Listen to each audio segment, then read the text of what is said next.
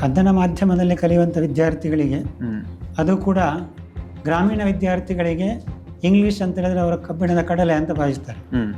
ಈ ಗ್ರಾಮೀಣ ವಿದ್ಯಾರ್ಥಿಗಳಿಗೆ ಆಂಗ್ಲ ಭಾಷೆಯನ್ನು ಕಲಿಸುವುದು ಒಂದು ರೀತಿಯ ಸವಾಲಿನ ಕೆಲಸ.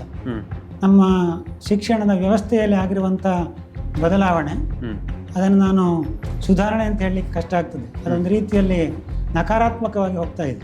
ಕನ್ನಡವೇ ಸರಿಯಾಗಿ ಬಾರದೇ ಇರುವಾಗ ಇಂಗ್ಲೀಷ್ ಅವರಿಗೆ ಕಲಿಯಲಿಕ್ಕೆ ಖಂಡಿತ ಕಷ್ಟ ಆಗ್ತದೆ. ಇಂಗ್ಲೀಷಿಗೆ ಬಂದಾಗ ಅವರಿಗೆ ಸ್ವಂತ ವಾಕ್ಯ ಮಾಡಿ ಬರೀಲಿಕ್ಕೆ ಬಾರದೇ ಹೋದಾಗ ಅವರು ಸ್ವಂತ ವಾಕ್ಯಗಳನ್ನು ಮಾಡಿ ಬರೀಬೇಕಾಗ್ತದೆ. ಹಾಗಾಗಿ ಅವರು ಇಂಗ್ಲೀಷ್ನಲ್ಲಿ ತುಂಬ ಹಿಂದೆ ಉಳಿತಾರೆ. ಗಣಿತ ಮತ್ತು ಇಂಗ್ಲೀಷ್ ಈ ಎರಡು ಪಾಠಗಳನ್ನು ಹಳ್ಳಿಯ ಮಕ್ಕಳಿಗೆ ಕಲಿಸುವುದು ಅಂತ ಹೇಳಿದ್ರೆ ಶಿಕ್ಷಕರಿಗೆ ಒಂದು ದೊಡ್ಡ ಸವಾಲೆ.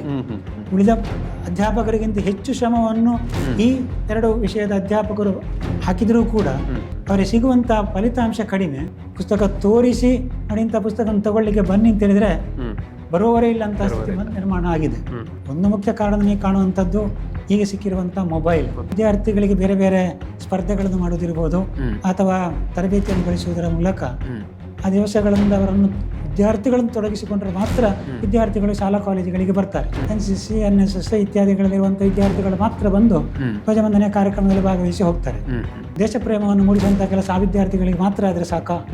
ಇವತ್ತಿನ ಶಿಕ್ಷಣ ನಾವು ಹೇಗಿರಬೇಕು ಅಂತ ಊಹಿಸ್ತೇವೆ ಅದಕ್ಕಿಂತ ವಿರುದ್ಧವಾದಂಥ ದಾರಿಯಲ್ಲಿ ಹೋಗ್ತಾ ಇದೆ. ಸರ್ಕಾರಿ ಸಂಸ್ಥೆಗಳಿಗೆ ಬರುವಂಥವರು ಕೇವಲ ಹಿಂದುಳಿದ ವರ್ಗದ ವಿದ್ಯಾರ್ಥಿಗಳು, ಅಲ್ಪಸಂಖ್ಯಾತರು ಮಾತ್ರ ಎನ್ನುವಂಥ ಸ್ಥಿತಿ ಮುಟ್ಟಿದೆ. ಯಾಕಂದರೆ ಶಿಕ್ಷಕರನ್ನು ಸರಿಯಾಗಿ ನೇಮಕ ಮಾಡುವುದಿಲ್ಲ. 50,000ಕ್ಕಿಂತಲೂ ಹೆಚ್ಚು ನಮ್ಮ ರಾಜ್ಯದಲ್ಲಿ ಶಿಕ್ಷಕರ ಸಂಖ್ಯೆ ಕೊರತೆ ಇದೆ. ಅದಕ್ಕೆ ಅತಿಥಿ ಶಿಕ್ಷಕರನ್ನು ನೇಮಕ ಮಾಡ್ತಾ ಇದ್ದಾರೆ. ದಿನಗೂಲಿ ಸರ್ಕಾರವೇ ಕೊಡುವಂಥದ್ದು ಪ್ರತಿ ದಿವಸಕ್ಕೆ 353 ರೂಪಾಯಿನ ಆಗ್ತದೆ. ಆದರೆ ಒಬ್ಬ ಶಿಕ್ಷಕನಿಗೆ ಕೊಡುವಂಥದ್ದು ಕೇವಲ 333 ರೂಪಾಯಿ. ಈ ರೀತಿಯಲ್ಲಿ ಬಹಳ ಕಡಿಮೆ ಸಂಬಳಕ್ಕೆ ನಾವು ಶಿಕ್ಷಕರನ್ನು ದುಡಿಸುವುದಿಲ್ಲ. ಆದರೆ ಸಹಜವಾಗಿ ಏನಾಗ್ತದೆ ಅಂತ ಹೇಳಿದ್ರೆ ಶಿಕ್ಷಕ ವೃತ್ತಿಗೆ ಬರಲಿಕ್ಕೆ ಬುದ್ಧಿವಂತರು ಯಾರೂ ಕೂಡ ತಯಾರಾಗಿರುವುದಿಲ್ಲ. ಕಾಪಿ ಹೊಡೆಯುವುದು ನಿಂತೋಯ್ತು. ಫಲಿತಾಂಶ ತೀರಾ ಕೆಳಮಟ್ಟಕ್ಕೆ ಬಂತು. 20% ಗ್ರೇಸ್ ಮಾರ್ಕ್ ಅನ್ನು ಕೊಟ್ಟು 74% ರಿಸಲ್ಟ್ ಅನ್ನು ಏರಿಸಿದ್ರು. ಯಾವ ಅಧಿಕಾರಿಗಳು ಅವರಿಗೆ ಸಲಹೆ ಕೊಡ್ತಾರೋ ಗೊತ್ತಿಲ್ಲ. ನಾವು ಕಲಿದಿದ್ರು ಅಡ್ಡಿ ಇಲ್ಲ, ಹೇಗೋ ನಮ್ಮನ್ನು ಪಾಸು ಮಾಡ್ತಾರೆ. ನಾವು ಕಲಿಸಬೇಕು ಅಂತ ಇದನ್ನು ಇವತ್ತಿನಿಂದ ನಾಳೆಗೆ ಖಂಡಿತ ಬದಲಾಯಿಸಲಿಕ್ಕೆ ಸಾಧ್ಯ ಇಲ್ಲ. ಶಿಕ್ಷಣ ಅಂತ ಹೇಳಿದ್ರೆ ಒಂದು ಅನುತ್ಪಾದಕ ಇಲಾಖೆ ಅನ್ನುವಂಥ ಭಾವನೆ ಸರ್ಕಾರಕ್ಕೆ ಇದೆ. ನಮಗೆ ವೇತನ ತಾರತಮ್ಯ ಆಗಿದೆ, ಅದನ್ನು ಪರಿಹರಿಸಿ.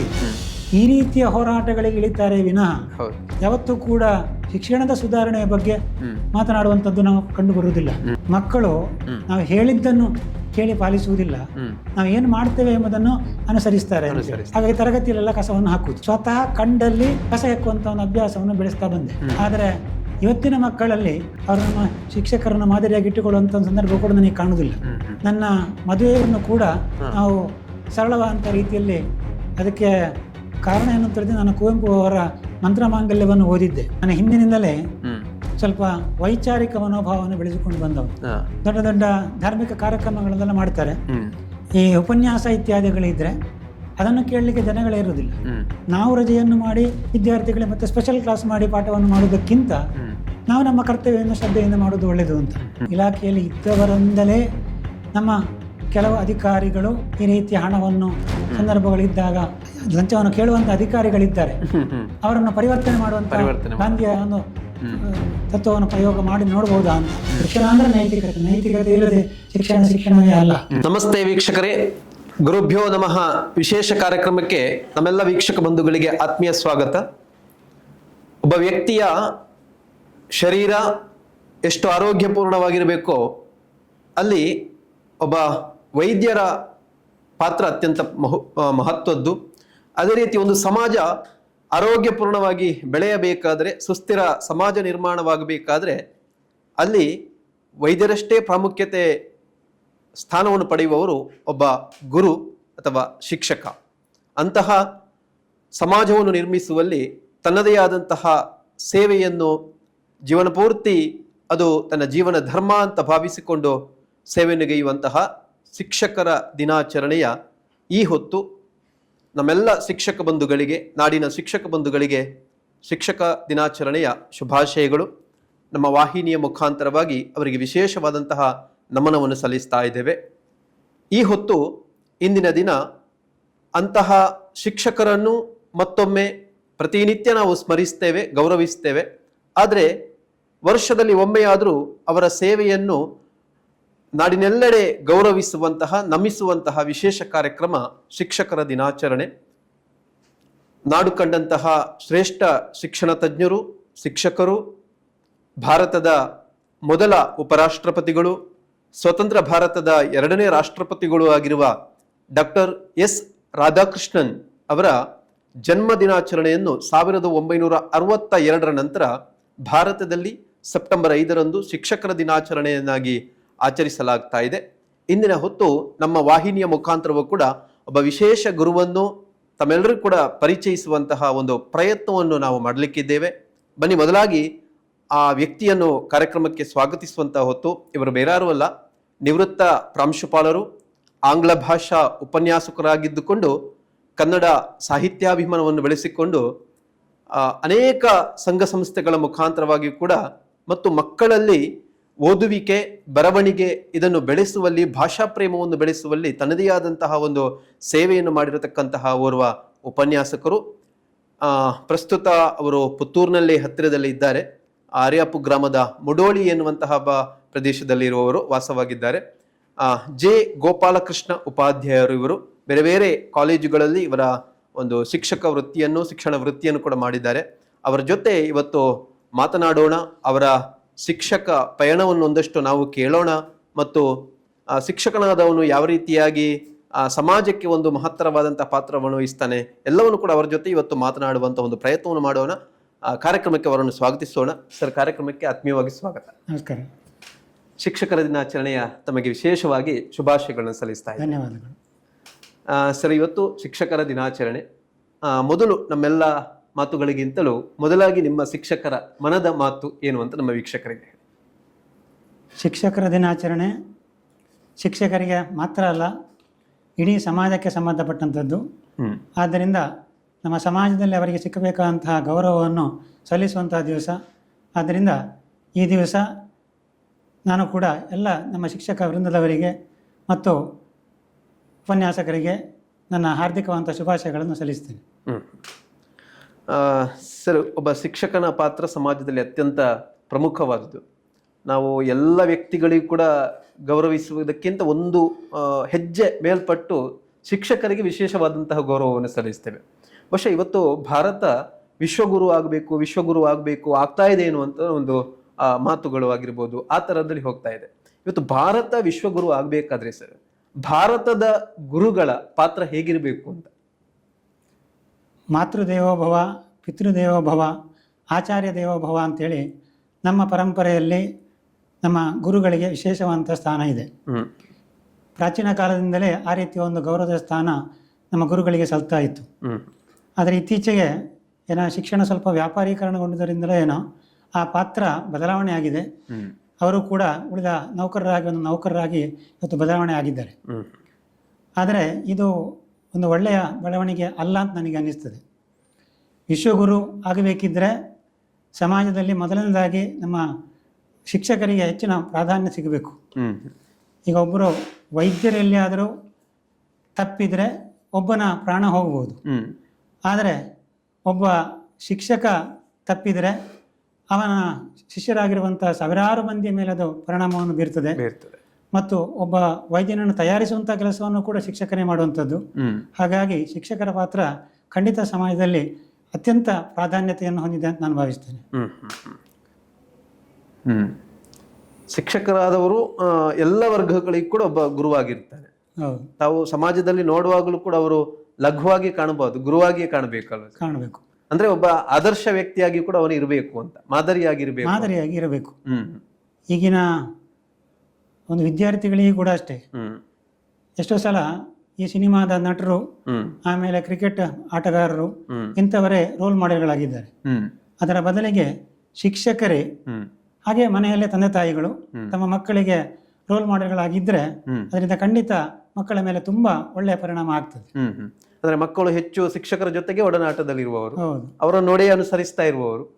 ಹಾಗಾಗಿ ಅವರ ಜೊತೆ ಬೆರೆಯುತ್ತಾ ಇರಬೇಕಾದ್ರೆ ತಾವು ಹೇಗಿರಬೇಕು ಆ ರೀತಿಯಲ್ಲಿ ಕನ್ನಡಿಯಾಗಿರ್ಬೇಕು ಅಂತ, ನಮ್ಮ ಪ್ರತಿಬಿಂಬದ ಹಾಗೆ ಅವರು ಇರ್ತಾರೆ. ಹೆಜ್ಜೆ ಹೆಜ್ಜೆಗೂ ಅಷ್ಟು ಎಚ್ಚರಿಕೆಯಿಂದ ತಮ್ಮ ಚಾರಿತ್ರ್ಯವನ್ನು ಕಾಪಾಡಿಕೊಂಡು ಬರಬೇಕು.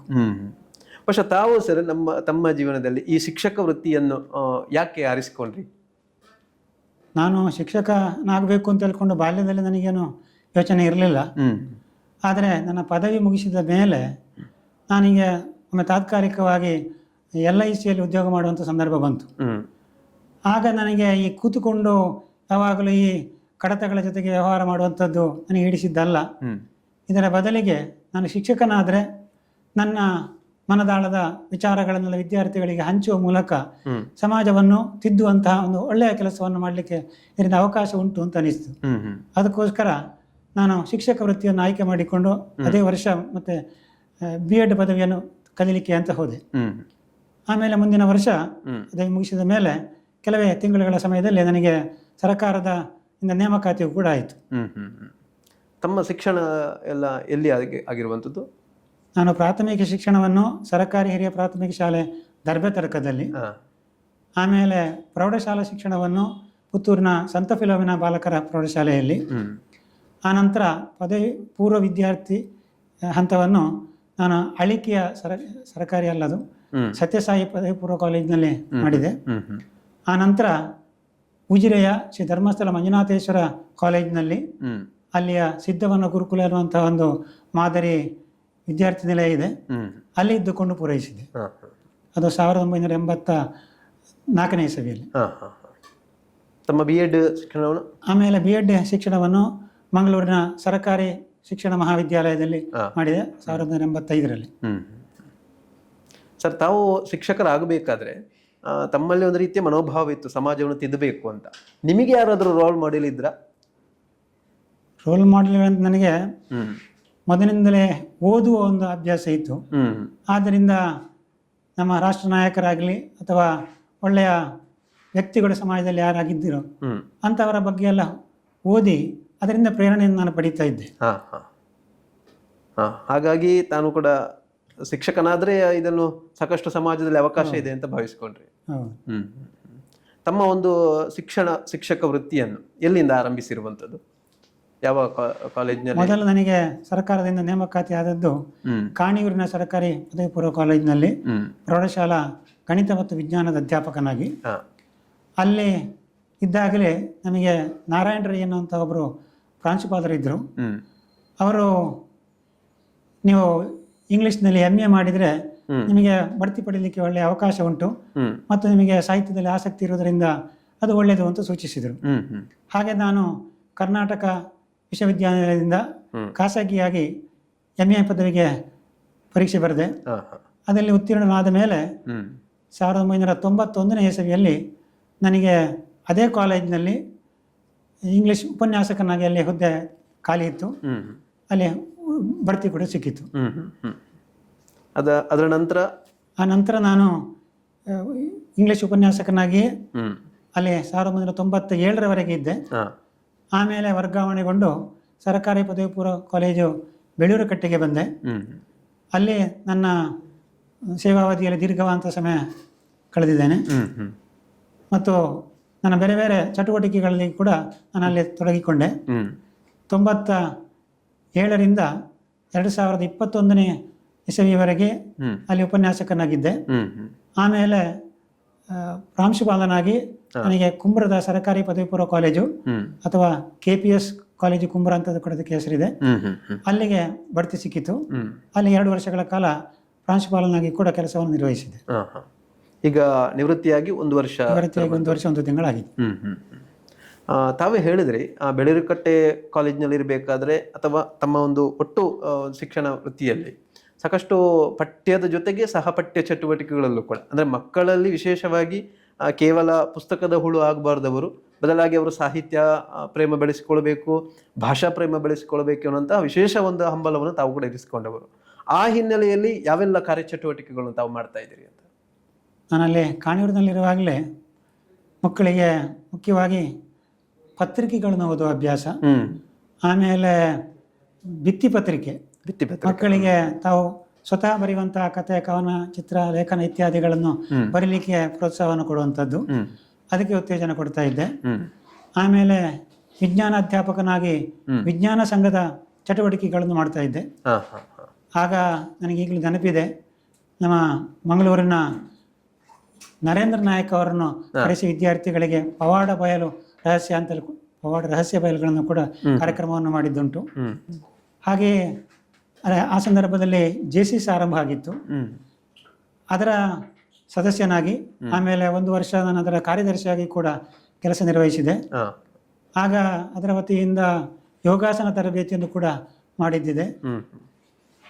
ಆಮೇಲೆ ಶಾಲಾ ವಿದ್ಯಾರ್ಥಿಗಳಿಗೆ ವಾರ್ಷಿಕೋತ್ಸವ ಸಂದರ್ಭದಲ್ಲಿ ಸಾಂಸ್ಕೃತಿಕ ಕಾರ್ಯಕ್ರಮಗಳು, ನಾಟಕಗಳು ಇತ್ಯಾದಿಗಳನ್ನು ಕೂಡ ಎಲ್ಲ ಮಾಡಿಸ್ತಾ ಇದ್ದೆ. ವಿಶೇಷವಾಗಿ ಕನ್ನಡ ಸಂಘವನ್ನು ಕೂಡ ರಚಿಸಿಕೊಂಡು ತಾವು. ಕನ್ನಡ ಸಂಘ ನಾನಲ್ಲಿದ್ದಾಗ ಬೇರೆ ಅಧ್ಯಾಪಕರ ಜೊತೆಗೆ ಸೇರಿಕೊಂಡು ನಾವು ಆರಂಭಿಸಿದೆವು. ತಾವು ಆಂಗ್ಲ ಭಾಷಾ ಶಿಕ್ಷಕರಾಗಿದ್ದರೂ ಕೂಡ ಕನ್ನಡ ಭಾಷೆಯಲ್ಲಿ ಹೆಚ್ಚು ಪ್ರೇಮವನ್ನು ಬೆಳೆಸಿಕೊಂಡಿದ್ದೀರಿ ಅಂತ.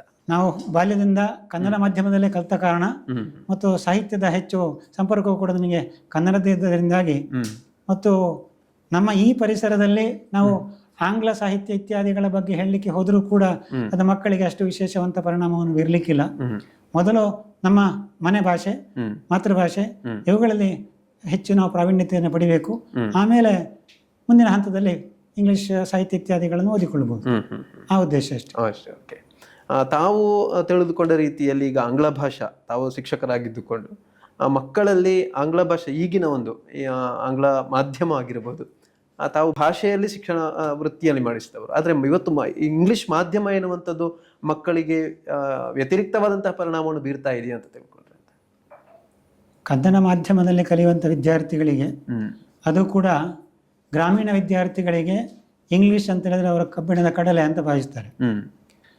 ಅದರಿಂದ ಏನಾಗ್ತದೆ ಅಂತ ಹೇಳಿದ್ರೆ ಅವರು ಇಂಗ್ಲೀಷನ್ನು ಓದಲಿಕ್ಕೆ ಸ್ವಲ್ಪ ಹಿಂದೇಟು ಹಾಕ್ತಾರೆ. ಯಾವುದೇ ಭಾಷೆಯನ್ನು, ಅದು ಕೂಡ ಒಂದು ವಿದೇಶಿ ಭಾಷೆಯನ್ನು ಕಲಿಬೇಕಿದ್ರೆ ಅದು ನಮ್ಮ ಈ ನಾಡಿನ ಭಾಷೆಗಿಂತ ಭಿನ್ನವಾದಂತಹ ಒಂದು ಭಾಷೆ. ಅದಕ್ಕೆ ಹೆಚ್ಚಿನ ಒಂದು ಆಸಕ್ತಿ, ಶ್ರದ್ಧೆ ಬೇಕಾಗ್ತದೆ. ಹಾಗಾಗಿ ಈ ಗ್ರಾಮೀಣ ವಿದ್ಯಾರ್ಥಿಗಳಿಗೆ ಆಂಗ್ಲ ಭಾಷೆಯನ್ನು ಕಲಿಸುವುದು ಒಂದು ರೀತಿಯ ಸವಾಲಿನ ಕೆಲಸ. ಆರಂಭದಲ್ಲೇ ವಿದ್ಯಾರ್ಥಿಗಳಿಗೆ ನಾವು ಪ್ರಯತ್ನ ಪಡ್ತಾ ಇದ್ದದ್ದು ಸಾಕಾಗ್ತಾ ಇರಲಿಲ್ಲ.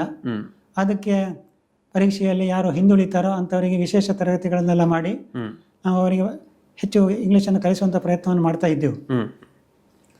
ಅದರಲ್ಲಿ ತಕ್ಕ ಮಟ್ಟಿಗೆ ಒಂದು ಯಶಸ್ಸು ಸಿಗ್ತಾ ಇತ್ತು. ಆದರೆ ಕ್ರಮೇಣ ಅದೇನಾಗ್ತಾ ಬಂದಿದೆ ಅಂತ ಹೇಳಿದ್ರೆ, ನಮ್ಮ ಶಿಕ್ಷಣದ ವ್ಯವಸ್ಥೆಯಲ್ಲಿ ಆಗಿರುವಂಥ ಬದಲಾವಣೆ, ಅದನ್ನು ನಾನು ಸುಧಾರಣೆ ಅಂತ ಹೇಳಲಿಕ್ಕೆ ಕಷ್ಟ ಆಗ್ತದೆ. ಅದೊಂದು ರೀತಿಯಲ್ಲಿ ನಕಾರಾತ್ಮಕವಾಗಿ ಹೋಗ್ತಾ ಇದೆ. ಹೇಗೆ ಅಂತ ಹೇಳಿದರೆ, ಕಡ್ಡಾಯ ಶಿಕ್ಷಣ ಎನ್ನುವಂಥ ಹೆಸರಿನಲ್ಲಿ 1ನೇ ತರಗತಿಯಿಂದ 9ನೇ ತರಗತಿವರೆಗೂ ಕೂಡ ಎಲ್ಲ ವಿದ್ಯಾರ್ಥಿಗಳನ್ನು ಉತ್ತೀರ್ಣ ಮಾಡ್ತಾ ಹೋಗ್ತಾರೆ. ಅವರಿಗೆ ಕನಿಷ್ಠ ಕಲಿಕೆ ಇಷ್ಟ ಆಗಬೇಕು, ಅದಾದರೆ ಮಾತ್ರ ಪಾಸ್ ಮಾಡೋದೇನೋ ಒಂದು ನಿಯಮ ಏನೋ ಇರ್ತದೆ. ಒಂದು ವೇಳೆ ಅವರು ಹಿಂದಿದ್ರೆ ಅವರಿಗೆ ಮತ್ತೆ ಪುನಃ ಪಾಠಗಳನ್ನು ಮಾಡಿ ಪುನರ್ ಪರೀಕ್ಷೆ ಮಾಡಿ ಪಾಸ್ ಮಾಡಬೇಕು ಅಂತೇಳಿ ಇರ್ತದೆ. ಆ ತಲೆಬಿಸಿ ಬೇಡ ಅಂತ ಹೇಳಿಕೊಂಡು ಶಿಕ್ಷಕರು ಕೂಡ ಆಗ ಸುಲಭದ ದಾರಿಯನ್ನು ತುಳಿತಾರೆ, ಅವ್ರನ್ನೆಲ್ಲ ಪಾಸ್ ಮಾಡಿ ಬಿಡ್ತಾರೆ. ಇದರಿಂದಾಗಿ ಯಾವ ತರಗತಿಗೆ ಯಾವ ಮಟ್ಟಿನ ಒಂದು ಕಲಿವಿಕೆ ಆಗಬೇಕೋ ಆ ಪ್ರಮಾಣದ ಕಲಿಕೆ ಆಗದೆ ಅವರಿಗೆ ಇಂಗ್ಲಿಷ್ ಹೇಗೂ ಹಿಂದೆ ಅವರು, ಅದರ ಜೊತೆಗೆ ತಮ್ಮ ನಾಡಿನ ಭಾಷೆ ಅಂತ ಕನ್ನಡವೂ ಕೂಡ ಸಾಕಷ್ಟು ಚೆನ್ನಾಗಿ ಅವರಿಗೆ ಬರ್ತಾ ಇಲ್ಲ. ಒಂದು ಭಾಷೆ ಚೆನ್ನಾಗಿ ಬಂದರೆ ಅದರ ಸಹಾಯದಿಂದ ಮತ್ತೊಂದು ಭಾಷೆಯನ್ನು ಕಲಿಯಲಿಕ್ಕೆ ಖಂಡಿತ ಸಹಾಯ ಆಗ್ತದೆ. ಆದರೆ ಕನ್ನಡವೇ ಸರಿಯಾಗಿ ಬಾರದೇ ಇರುವಾಗ ಇಂಗ್ಲಿಷ್ ಅವರಿಗೆ ಕಲಿಯಲಿಕ್ಕೆ ಖಂಡಿತ ಕಷ್ಟ ಆಗ್ತದೆ. ಈ ದೃಷ್ಟಿಯಿಂದ ಈ ಕನ್ನಡದ ಕಲಿಕೆ ಹಿಂದೆ ಉಳಿತಾ ಇದೆ. ಅದರ ಪರಿಣಾಮ ಇಂಗ್ಲಿಷ್ನ ಕಲಿಕೆಯ ಮೇಲೆ ಕೂಡ ಆಗ್ತಾ ಇದೆ. ಬಹುಶಃ ತಮಗೆ ಅದು ವಿಶೇಷವಾಗಿ ಅನುಭವ ಆಗ್ಬೋದು. ಯಾಕಂದ್ರೆ ನೀವು ಆ ಒಂದು ಕಾಲೇಜು ಹಂತದ ಶಿಕ್ಷಣ ವೃತ್ತಿಯನ್ನು ಮಾಡ್ತಾ ಇರಬೇಕಾದ್ರೆ ನಿಮ್ಮಲ್ಲಿಗೆ ಬರುವಂತಹ ಮಕ್ಕಳು ಪ್ರಾಥಮಿಕ ಹಂತದಿಂದ ಬರಬೇಕಾದ್ರೆ ಅವರು ಆ ಮಟ್ಟಕ್ಕೆ ಬೆಳೆದಿರುವುದಿಲ್ಲ. ನಿಮಗೆ ಅದೊಂದು ದೊಡ್ಡ ಸವಾಲಾಗಿರ್ಬೋದು ಅಂತ ಅನಿಸ್ತದೆ. ಖಂಡಿತ. ಈಗ ಪ್ರೌಢಶಾಲೆಗಳಲ್ಲಿ ಏನಾಗ್ತದೆ ಅಂತ ಹೇಳಿದ್ರೆ, ಅವರಿಗೆ ಪ್ರಶ್ನೆ ಉತ್ತರಗಳನ್ನು ಬಾಯಿಪಾಠ ಹೊಡಿಸಿ ಪರೀಕ್ಷೆಗೆ ಅದೇ ಪ್ರಶ್ನೆಗಳನ್ನು ಕೇಳುತ್ತಾರೆ, ಅವರು ಉತ್ತರಿಸ್ತಾರೆ ಮತ್ತು ಪಾಸ್ ಮಾರ್ಕ್ ತೆಗಿತಾರೆ. ಆದರೆ PUCಗೆ ಬಂದಾಗ ಅವರಿಗೆ ಸ್ವಂತ ವಾಕ್ಯ ಮಾಡಿ ಬರೀಲಿಕ್ಕೆ ಬಾರದೆ ಹೋದಾಗ 80-90% ಮಕ್ಕಳಿಗೆ ಆ ರೀತಿಯಲ್ಲಿ ಸ್ವಂತ ವಾಕ್ಯ ಬರೀಲಿಕ್ಕೆ ಬಾರದಂಥ ಸ್ಥಿತಿ ಇದೆ. ಹಾಗಾಗಿ ಅಲ್ಲೇ ಸಿದ್ಧಪಡಿಸಿದ ಪ್ರಶ್ನೆಗಳಿಗೆ ಸಿದ್ಧ ಉತ್ತರಗಳನ್ನು ಬರೆಯುವಂಥದ್ದಲ್ಲ, ಅವರು ಸ್ವಂತ ವಾಕ್ಯಗಳನ್ನು ಮಾಡಿ ಬರೀಬೇಕಾಗ್ತದೆ. ಹಾಗಾಗಿ ಅವರು ಇಂಗ್ಲಿಷ್ನಲ್ಲಿ ತುಂಬ ಹಿಂದೆ ಉಳಿತಾರೆ. ಉಳಿದ ಪಾಠಗಳಲ್ಲಿ ಮೊದಲು ಎಲ್ಲ ಸಬ್ಜೆಕ್ಟ್ಗಳನ್ನು ಕೂಡ ಇಂಗ್ಲಿಷ್ ಮಾಧ್ಯಮದಲ್ಲೇ ಬರೀಬೇಕಂತ ವ್ಯವಸ್ಥೆ ಇತ್ತು. ಕ್ರಮೇಣ ಈ ಗ್ರಾಮೀಣ ವಿದ್ಯಾರ್ಥಿಗಳು ಏನು ಮಾಡಲಿದ್ದಾರೆ ಅಂದರೆ, ಉಳಿದೆಲ್ಲ ಪಾಠಗಳನ್ನು ಕನ್ನಡ ಮಾಧ್ಯಮದಲ್ಲಿ ಉತ್ತರಿಸಲಿಕ್ಕೆ ಅವರಿಗೆ ಅವಕಾಶ ಇದೆ, ಅದನ್ನು ಬಳಸಿಕೊಳ್ಳಲಿಕ್ಕೆ ಶುರು ಮಾಡಿದರು. ಅದರಿಂದಾಗಿ ಇಂಗ್ಲೀಷ್ನ ಮೇಲೆ ದೊಡ್ಡ ಪರಿಣಾಮ ಆಯಿತು. ಮಕ್ಕಳು ಇಂಗ್ಲೀಷ್ನಲ್ಲಿ ಅವರಿಗೆ ಇಂಗ್ಲೀಷ್ ಭಾಷೆಯ ಒಂದು ಕೇಳುವಿಕೆ ಮತ್ತು ಮಾತಾಡುವಿಕೆ ಹೇಗೂ ಇಲ್ಲ, ಬಾಯ್ಪಾಠ ಹೊಡೆದು ಬರಲಿಕ್ಕೂ ಕೂಡ ಆಗುವುದಿಲ್ಲ. ಈ ಸ್ಥಿತಿಯಿಂದಾಗಿ ಅವರು ಇಂಗ್ಲೀಷ್ನಲ್ಲಿ ಹಿಂದುಳಿಯುವಂಥ ಪ್ರಸಂಗ ಬಂತು. ಹಾಗಾಗಿ ಮಕ್ಕಳಲ್ಲಿ ಯಾವ ರೀತಿ ಇದನ್ನು ಉತ್ತೇಜಿಸಬೇಕು ಅಂತ ತಿಳ್ಕೊಳ್ಳೋದೇ ನಮಗೆ ದೊಡ್ಡ ಸಮಸ್ಯೆ ಕಾಡ್ತಾ ಇತ್ತು. ಹಾಗೆ ಸಾಮಾನ್ಯವಾಗಿ ಏನಾಗ್ತಂದ್ರೆ ಗಣಿತ ಮತ್ತು ಇಂಗ್ಲಿಷ್ ಈ ಎರಡು ಪಾಠಗಳನ್ನು ಹಳ್ಳಿಯ ಮಕ್ಕಳಿಗೆ ಕಲಿಸುವುದು ಅಂತ ಹೇಳಿದ್ರೆ ಶಿಕ್ಷಕರಿಗೆ ಒಂದು ದೊಡ್ಡ ಸವಾಲೆ. ಮತ್ತು ಉಳಿದ ಅಧ್ಯಾಪಕರಿಗಿಂತ ಹೆಚ್ಚು ಶ್ರಮವನ್ನು ಈ ಎರಡು ವಿಷಯದ ಅಧ್ಯಾಪಕರು ಹಾಕಿದರೂ ಕೂಡ ಅವರಿಗೆ ಸಿಗುವಂತ ಫಲಿತಾಂಶ ಕಡಿಮೆ. ಹಾಗಾಗಿ ಉಳಿದವರಿಂದ ಅಥವಾ ಶಾಲಾಭಿವೃದ್ಧಿ ಸಮಿತಿಯವರಿಂದಲೋ ಹೀಗಳೆಯಲ್ಪಡುವುದು ಕೂಡ ಇದೇ ಅಧ್ಯಾಪಕರು. ಅವರಿಗೆ ಅದರ ವಾಸ್ತವ ಸಂಗತಿ ಏನು ಅಂತ ಗೊತ್ತಿರುವುದಿಲ್ಲ. ಹೇಳಿದ್ರೆ ಅರ್ಥ ಮಾಡಿಕೊಳ್ಳಲಿಕ್ಕೆ ಕೇಳಲಿಕ್ಕೂ ತಯಾರಿಲ್ಲದಂಥ ಸ್ಥಿತಿ ಇರ್ತದೆ. ಇಂಥ ಸ್ಥಿತಿಗಳು ನಾವು ಸಾಕಷ್ಟು ಅನುಭವಿಸಿದ್ದೇವೆ. ತಮ್ಮ ಒಂದು ಅದಲ್ಲಿ ತಾವು ಓದುವಿಕೆ, ಮಕ್ಕಳಲ್ಲಿ ಓದುವಿಕೆ, ಬರವಣಿಗೆ ಇದಕ್ಕೆ ಸಾಕಷ್ಟು ವೇದಿಕೆಗಳನ್ನು ಕಲ್ಪಿಸಿಕೊಡ್ತಿದ್ದಾರೆ. ಅದರ ಜೊತೆಗೆ ವಿಶೇಷವಾಗಿ ಗ್ರಂಥಾಲಯವನ್ನು ಕೂಡ ಮಾಡಿಕೊಂಡು ಅವರಿಗೆ ಓದಲಿಕ್ಕೆ ಪ್ರೇರೇಪಣೆ ಕೊಡ್ತಾ ಇದ್ದಾರೆ. ಅದನ್ನು ಹೇಗೆ ಮಾಡ್ತಾ ಇದ್ರಿ ಸರ್? ಮಕ್ಕಳಿಂದ ಸ್ಪಂದನೆ ಸಿಗ್ತಾ ಇತ್ತಾ? ಶಾಲೆಯಲ್ಲಿ ಸಾಕಷ್ಟು ಪುಸ್ತಕಗಳ ಸಂಗ್ರಹ ಗ್ರಂಥಾಲಯ ಇರ್ತದೆ. ಈ ಸರ್ಕಾರಿ ಶಾಲಾ ಕಾಲೇಜುಗಳಲ್ಲಿ ಅದಕ್ಕೆ ಗ್ರಂಥಪಾಲಕರು ಅಂತ ಇರುವುದಿಲ್ಲ. ಹೌದು. ಹಾಗಾಗಿ ಯಾರಾದರೂ ಒಬ್ಬರು ಅಧ್ಯಾಪಕರು ಅದರ ಜವಾಬ್ದಾರಿ ವಹಿಸಿಕೊಳ್ಳೋದು. ನನಗೆ ಓದುವಂತ ಹವ್ಯಾಸ ಇದ್ದುದರಿಂದಾಗಿ ವಿಶೇಷವಾಗಿ ಮಕ್ಕಳಿಗೆ ಅದರಲ್ಲಿ ಆಸಕ್ತಿಯನ್ನು ಮೂಡಿಸಬೇಕು ಅಂತ ತಿಳ್ಕೊಂಡು ನಾನೇ ಆ ಜವಾಬ್ದಾರಿಯನ್ನು ತಗೊಂಡು ಮಾಡ್ತಾ ಇದ್ದೆ. ಮತ್ತು ಪ್ರತಿ ವಾರ ಯಾರಿಗೆಲ್ಲ ಬೇಕು ಅಂತ ಹೇಳ್ಕೊಂಡು ಕೇಳುವುದಲ್ಲ, ಕಡ್ಡಾಯವಾಗಿ ನೀವು ಇಂಥದನ್ನು ಓದಿ ಅಂತ ಹೇಳ್ಕೊಂಡು ಅವರಿಗೆ ತರಗತಿಗಳಲ್ಲಿ ಪಾಠ ಮಾಡುವ ವಿದ್ಯಾರ್ಥಿಗಳಿಗೆ ಹೇಳಿ ಕೆಲವು ಪುಸ್ತಕಗಳನ್ನು ಅವರಿಗೆ ಕೊಂಡೋಗಿ ತೋರಿಸಿ ಅದರಲ್ಲಿರುವಂಥ ಕೆಲವು ಸ್ವಾರಸ್ಯದ ಸಂಗತಿಗಳನ್ನು ಹೇಳಿ ಇದನ್ನು ಓದಿ ಅಂತ ಹೇಳ್ತಾ ಇದ್ದೆ. ಯಾರಿಗಿಂತ ಪುಸ್ತಕಗಳು ಬೇಕು ಅಂತ ಕೇಳುವಾಗ ಮೊದಲು ಆ ವಿದ್ಯಾರ್ಥಿಗಳು ನಮಗೆ ಅಂತ ಹೇಳ್ಕೊಂಡು ಸ್ಪರ್ಧಾತ್ಮಕವಾಗಿ ಪುಸ್ತಕವನ್ನೆಲ್ಲ ಪಡಿತಾ ಇದ್ರು. ಕ್ರಮೇಣ ಕೊನೆಗೆ ನನ್ನ ಸೇವಾವಧಿಯ ಹಂತದಲ್ಲಿ ನೋಡುವಾಗ ಪುಸ್ತಕ ತೋರಿಸಿ ನೋಡಿ ಇಂಥ ಪುಸ್ತಕವನ್ನು ತಗೊಳ್ಳಿಕ್ಕೆ ಬನ್ನಿ ಅಂತ ಹೇಳಿದ್ರೆ ಬರುವವರೇ ಇಲ್ಲ ಅಂತ ಸ್ಥಿತಿ ನಿರ್ಮಾಣ ಆಗಿದೆ. ಇದಕ್ಕೆ ಕಾರಣಗಳು ಏನೇನೋ ಇರಬಹುದು. ಒಂದು ಮುಖ್ಯ ಕಾರಣ ನಮಗೆ ಕಾಣುವಂಥದ್ದು ಈಗ ಸಿಕ್ಕಿರುವಂಥ ಮೊಬೈಲ್. ಅದರ ಒಂದು ಚಟಕ್ಕೆ ಬಿದ್ದವರು ಓದುವ ಹವ್ಯಾಸದಿಂದ ತುಂಬ ಹಿಂದೆ ಉಳಿತಾರೆ. ಆದರೂ ನಾನಂತೂ ನನ್ನ ಪ್ರಯತ್ನವನ್ನು ಮಾಡ್ತಾ ಇದ್ದೆ. ಮತ್ತು ವಾರಕ್ಕೊಂದು ಅವರಿಗೆ ಟೈಮ್ ಟೇಬಲ್ನಲ್ಲಿ ಗ್ರಂಥಾಲಯದ ಪೀರಿಯಡ್ ಅಂತ ಹಾಕಿ ಅದರಲ್ಲಿ ಗ್ರಂಥಾಲಯಕ್ಕೆ ಮಕ್ಕಳನ್ನು ಕರ್ಕೊಂಡು ಹೋಗಿ ಓದಿಸುವಂಥದ್ದು. ಅಲ್ಲಿ ಕೂಡ ಅಷ್ಟೇ, ಅವರಷ್ಟಕ್ಕೆ ಅವರನ್ನು ಓದಲಿಕ್ಕೆ ಬಿಟ್ಟರೆ ಅವರು ಓದೋದು ಬಿಟ್ಟು ಸುಮ್ಮಗೆ ಮಾತಾಡಿಕೊಂಡು ಕೂತ್ಕೊಳ್ತಾರೆ. ಅದಕ್ಕೆ ನಾನೇ ಅಲ್ಲಿ ಹೋಗಿ ಖುದ್ದಾಗಿ ಕುಳಿತುಕೊಂಡು ಇಲ್ಲ ಶಿಸ್ತಿನಿಂದ ಓದುವ ಹಾಗೆ ಪ್ರಯತ್ನ ಪಡ್ತಾ ಇದ್ದೆ. ನಾವು ಸ್ವಲ್ಪ ಏನಾದರೂ ಆಚೆ ಹೋಗ್ತೇವೆ ಅಂತ ಹೇಳಿದ್ರೆ ಆ ಮಕ್ಕಳು ಮಾತನಾಡಲಿಕ್ಕೆ ಆರಂಭ ಓದಲಿಕ್ಕೆ ಇಲ್ಲ, ಆಸಕ್ತಿ ಇಲ್ಲ ಅಂತ ಸ್ಥಿತಿಯನ್ನು ನಾನು ಕಂಡಿದ್ದೇನೆ. ಅಂದ್ರೆ ನೀವು ಆ ಥರ ಫೋರ್ಸಿಬಲ್ ಮಾಡಿದ್ರೆ ಮಕ್ಕಳಲ್ಲಿ ಕೆಲವೊಂದಷ್ಟು ಮಕ್ಕಳೇನೋ ಆಸಕ್ತಿ ಮತ್ತೆ ಬೆಳೆಸಿಕೊಳ್ತಾರೆ, ತಾವೇನೋ ಒಂದು ಕ್ರಮವನ್ನು ಅನಿಸಿಕೊಂಡು ಇದೇ ಥರ ಮಾಡಬೇಕು ಮಕ್ಕಳು ಅಂತ ಹೇಳಿದ್ರೆ ಒಂದಷ್ಟು ಮಕ್ಕಳು ಅದರಿಂದ ಲಾಭವನ್ನು ಪಡ್ಕೊಳ್ಬಹುದು. ಅದೇ ಖಂಡಿತ ನಾವು ಎಲ್ಲ ಮಕ್ಕಳಲ್ಲಿ ಬೆಳೆಸಲಿಕ್ಕೆ ಸಾಧ್ಯ ಇಲ್ಲ. ಅಲ್ಲಿ ಶೇಕಡಾವಾರು ಒಂದು 10-20 ಮಕ್ಕಳಾದರೂ ಆ ರೀತಿ ಅಭ್ಯಾಸವನ್ನು ಬೆಳೆಸಿಕೊಂಡ್ರೆ ಖಂಡಿತ ಅದು ಪ್ರಯೋಜನ ಆಗ್ತದೆ. ಅದರ ಜೊತೆಗೆ ನೀವು ಬಹಳ ವಿಶೇಷವಾಗಿ ಬೇಸಿಗೆ ಕಾಲದಲ್ಲಿ ವಿಶೇಷ ಶಿಬಿರಗಳನ್ನು ಮಾಡಿ ಮಕ್ಕಳಲ್ಲಿ ವಿವಿಧ ರೀತಿಯ ವ್ಯಕ್ತಿತ್ವ ವಿಕಸನ ಆಗಿರ್ಬೋದು ಅದನ್ನು ಮಾಡುವಂತಹ ಒಂದು ಕೆಲಸವನ್ನು ಕೂಡ ಮಾಡಿಕೊಂಡಿದ್ದೀರಿ. ಅದನ್ನು ಯಾವ ರೀತಿಯಾಗಿ ಮಾಡಿದ್ದಾರೆ? ವಿದ್ಯಾರ್ಥಿಗಳು ಅವರಿಗೆ ಅರಿವಿರುವುದಿಲ್ಲ. ಶಿಕ್ಷಣ ಅಂತ ಹೇಳಿದ್ರೆ ನಮಗೆ ಗೊತ್ತಿದೆ ಆಲ್ರೌಂಡ್ ಡೆವಲಪ್ಮೆಂಟ್ ಅಂತ ಹೇಳ್ಕೊಂಡು ಆ ರೀತಿಯ ಒಂದು ಬೆಳವಣಿಗೆ ಆಗಬೇಕಿದ್ರೆ ಅವರಿಗೆ ಚಿಕ್ಕದಿರುವಾಗಿನಿಂದಲೇ ಎಲ್ಲ ರೀತಿಯ ಚಟುವಟಿಕೆಗಳಲ್ಲಿ ಭಾಗವಹಿಸಲಿಕ್ಕೆ ನಾವು ಪ್ರೋತ್ಸಾಹವನ್ನು ಕೊಡಬೇಕಾಗ್ತದೆ. ಆ ರೀತಿ ಪ್ರೋತ್ಸಾಹ ನಾವು ಬರೀ ಹೇಳಿದರೆ ಸಾಕಾಗುವುದಿಲ್ಲ. ಅದಕ್ಕೋಸ್ಕರ ನಾನು ತರಗತಿಯಲ್ಲೂ ಕೂಡ ವಾರಕ್ಕೊಂದು ಪೀರಿಯಡ್ನ ಹಾಗೆ ಮಕ್ಕಳಿಗೆ ಮೊದಲ ವಿಷಯಗಳನ್ನು ಕೊಟ್ಟು ಭಾಷಣ ಮಾಡುವುದು, ಹಾಡುವುದು ಇತ್ಯಾದಿ ಬೇರೆ ಬೇರೆ ಚಟುವಟಿಕೆಗಳನ್ನು ಮಾಡಲಿಕ್ಕೆ ಅವಕಾಶವನ್ನು ಒದಗಿಸ್ತಾ ಇದ್ದೆ. ಆ ರೀತಿಯಲ್ಲಿ ಅವರಲ್ಲಿ ಒಂದು ವ್ಯಕ್ತಿತ್ವದ ವಿಕಸನ ಆಗಬೇಕು ಅಂತೇಳಿ ಅದು ಸಾಲದ್ದಕ್ಕೆ ನಾವು ವರ್ಷಾಂತ್ಯದಲ್ಲಿ ಒಂದು ವಾರ 10 ದಿವಸ ಹೀಗೆ ಬೇರೆ ಸಂಪನ್ಮೂಲ ವ್ಯಕ್ತಿಗಳನ್ನು ಹೊರಗಿನಿಂದ ಕರೆಸಿ ಅವರಿಗೆ ತರಬೇತಿಯನ್ನು ಕೊಡುವಂಥದ್ದು. ಆ ರೀತಿಯಲ್ಲೇ ಅನೇಕ ಮಂದಿ ಸಂಪನ್ಮೂಲ ವ್ಯಕ್ತಿಗಳೆಲ್ಲ ಬಂದು ತರಬೇತಿಯನ್ನು ಕೊಟ್ಟಿದ್ದಾರೆ. ಮತ್ತು ಆ ವಿದ್ಯಾರ್ಥಿಗಳಲ್ಲಿ ಯಾರು ಭಾಗವಹಿಸಿದ್ದಾರೋ ಖಂಡಿತ ಅವರಿಗೆ ಅದು ಮುಂದಕ್ಕೆ ಅದು ಪ್ರಯೋಜನ ಆಗಿರಬಹುದು. ನಾವು ಕೆಲ ಮಂದಿ ಭೇಟಿಯಾದಾಗ ತಮ್ಮ ಅನಿಸಿಕೆಗಳನ್ನು ಕೂಡ ಹಾಗೆ ವ್ಯಕ್ತಪಡಿಸ್ತಾರೆ. ಅವರು ನೀವು ಆ ರೀತಿಯಲ್ಲಿ ಅವತ್ತು ಮಾಡಿದ್ದು ನಮಗೆ ಈಗ ತುಂಬಾ ಉಪಕಾರ ಆಗಿದೆ ಅಂತ. ಈ ತರವಾಗಿ ಮಕ್ಕಳಲ್ಲಿ ಒಂದು ರೀತಿಯ ವ್ಯಕ್ತಿತ್ವ ವಿಕಾಸವನ್ನು ಬೆಳೆಸುವಂತ ರೀತಿಯಲ್ಲಿ ಸಾಮಾನ್ಯವಾಗಿ ಈ ತರ ಮಾಡಬೇಕಾದ್ರೆ ಮಕ್ಕಳು ಅದಕ್ಕೆ ಸ್ಪಂದನೆ ಕೊಡುದಿಲ್ಲ. ಅಂದ್ರೆ ಅವರಿಗೆ ಒಂದು ರೀತಿಯ ಬೇರೆ ಆಟೋಟಗಳಾಗಿರ್ಬೋದು ಅಥವಾ ಅವ್ರಿಗೆ ಪ್ರವಾಸ ಹೋಗುವಂಥದ್ದು ವೇಳೆ ಆಗಿರ್ಬೋದು, ಇಂತಹ ಸಂದರ್ಭದಲ್ಲಿ ಮಕ್ಕಳು ಹೆಚ್ಚು ಆಸಕ್ತಿಯನ್ನು ಬೆಳೆಸಿಕೊಂಡಿರ್ತಾರೆ.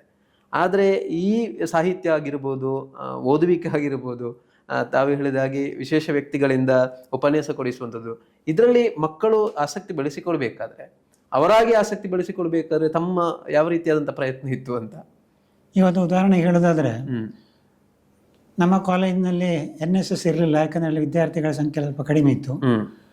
ಅದರ ಬದಲಿಗೆ ನಮಗೆ ರೋವರ್ಸ್ ರೇಂಜರ್ಸ್ನದ್ದು ತರಬೇತಿಯನ್ನು ಅಧ್ಯಾಪಕರಿಗೆ ಏರ್ಪಡಿಸಿದ್ರು. ಹಾಗೆ ನಾನು ಅದಕ್ಕೆ ಒಂದು 10 ದಿವಸ ತರಬೇತಿಗೆ ಹೋಗಿ ಬಂದೆ. ಆಮೇಲೆ ನಮ್ಮ ಕಾಲೇಜಿನಲ್ಲಿ ವಿದ್ಯಾರ್ಥಿಗಳಿಗೆ ಅಂತ ಒಂದು ಘಟಕವನ್ನು ಆರಂಭ ಮಾಡಿದೆ. ಅದಕ್ಕೆ ವಿದ್ಯಾರ್ಥಿಗಳನ್ನು ಸೇರಿಸಲಿಕ್ಕೆ ಆರಂಭದಲ್ಲಿ ಸ್ವಲ್ಪ ಕಷ್ಟ ಆಯಿತು.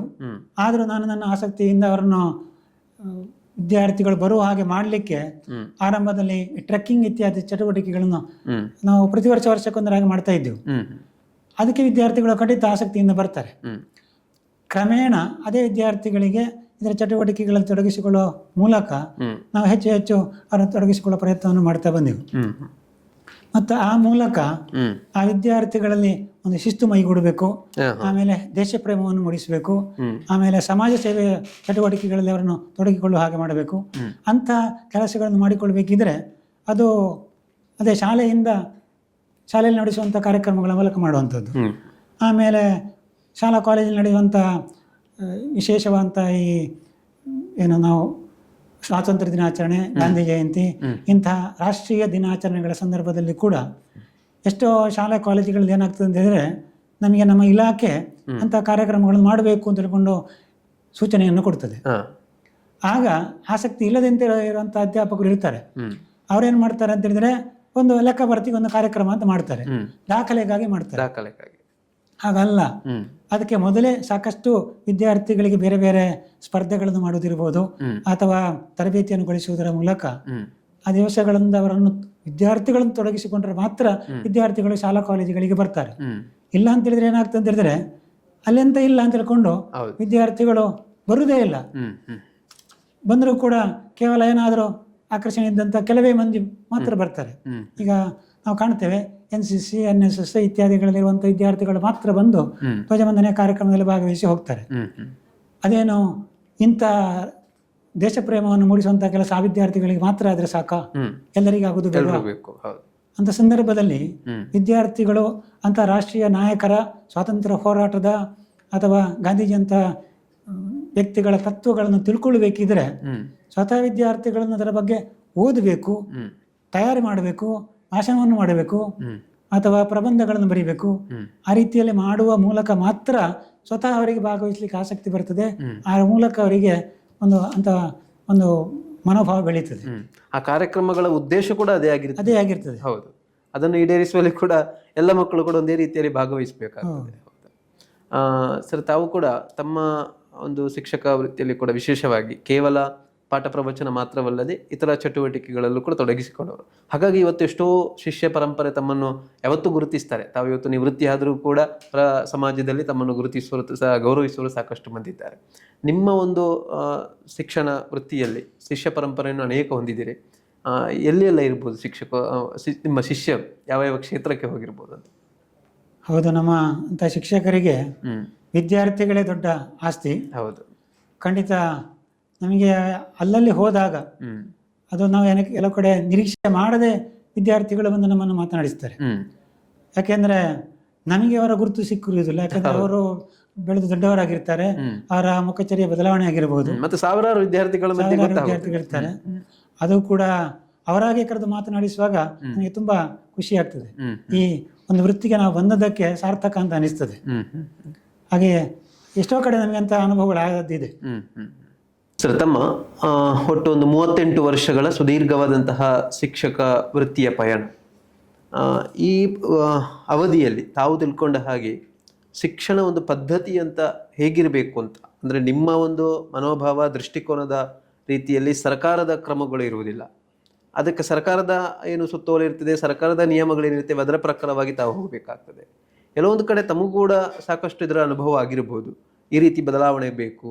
ಶಿಕ್ಷಕರಿಗೆ ಅನೇಕ ಇವತ್ತು ಸವಾಲುಗಳಿವೆ. ವಿದ್ಯಾರ್ಥಿಗಳನ್ನು ರೂಪಿಸುವಲ್ಲಿ ಕೂಡ ಅನೇಕ ಅಡೆತಡೆಗಳು ಕೂಡ ಅವರಿಗೆ ಕೂಡ ಬರ್ತದೆ. പക്ഷെ ತಾವು ತಿಳ್ಕೊಂಡ ರೀತಿಯಲ್ಲಿ ಶಿಕ್ಷಣ ಪದ್ಧತಿ ಹೇಗಿರಬೇಕು, ಶಿಕ್ಷಕರು ಯಾವ ರೀತಿಯಲ್ಲಿ ಇರಬೇಕಾಗ್ತದೆ ಎನ್ನುವಂಥದ್ದು. ಇವತ್ತಿನ ಶಿಕ್ಷಣ ಖಂಡಿತ ತುಂಬ ಬದಲಾವಣೆ ಆಗಿದೆ. ನಾವು ಹೇಗಿರಬೇಕು ಅಂತ ಊಹಿಸ್ತೇವೆ ಅದಕ್ಕಿಂತ ವಿರುದ್ಧವಾದಂಥ ದಾರಿಯಲ್ಲಿ ಹೋಗ್ತಾ ಇದೆ.